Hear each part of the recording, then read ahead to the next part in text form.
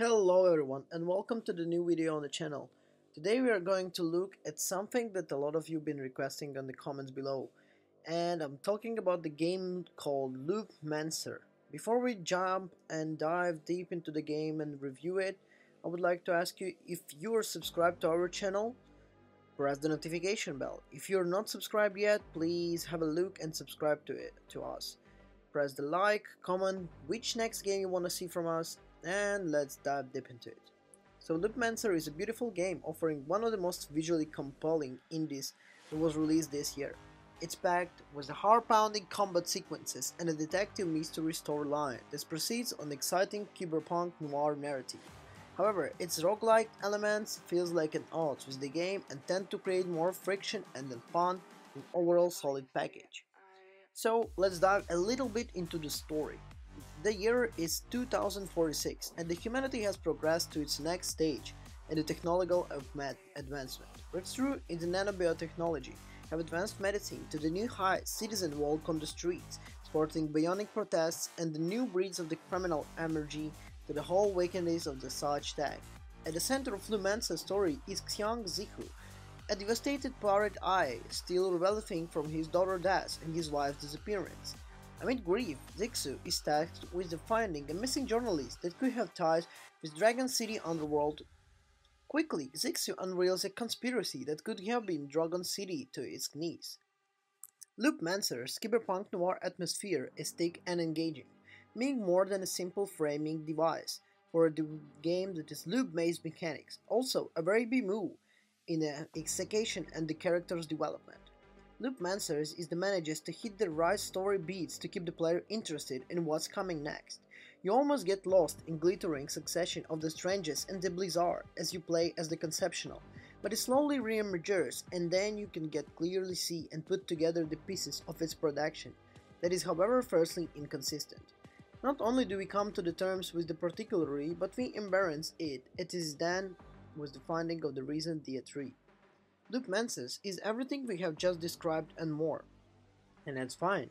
With a strong and the same time terribly naive identity, it cannot leave you indifferent. Every layer that Zixu peels back only raises more questions for the audience and takes a few unexpected twists. The branching storylines and narrative center aren't as the complex and interwhelming as they could have been. However, it still offers enough incentive for the players to go back and experience the multiple endings as the story goes and new plays depending on the player choice.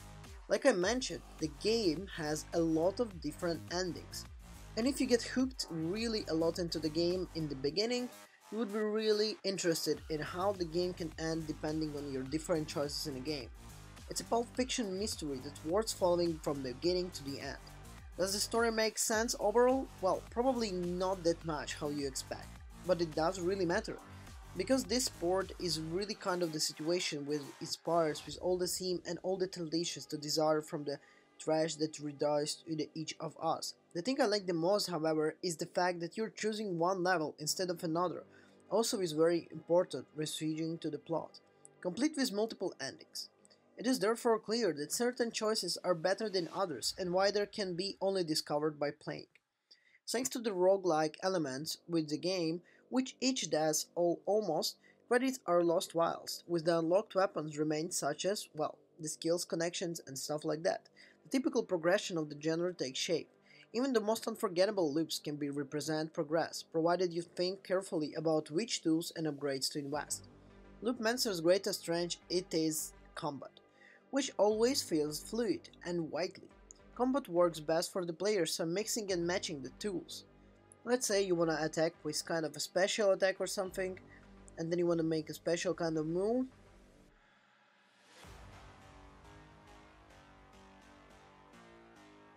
On the other, there is existing roguelite game that struggles to find a balance in execution of the genre. Where Loopmancer hits right, it's a kind of the story that has an interest. It's not the really main kind of thing, and it's not really cool for some people, but if you get hooked from the beginning, it will be really interesting for you. You just need to really mention how careful you need to be with the details in the game. So to summarize, the game has an interesting design, it gives an interesting story, but you just don't need to miss it. And the best part is the combat. If I would give it a ranking from 1 or let's say 0 to 10, the ranking would be probably a solid 7.5 because the game deserves it. I believe that there can be some kind of DLCs or updates for the game that can make it even a solid 8 or maybe 8.5 or maybe even 9. But for now, 7.5 is really great mark for the game. Thank you for watching this video and I'll see you in the next one. Ciao.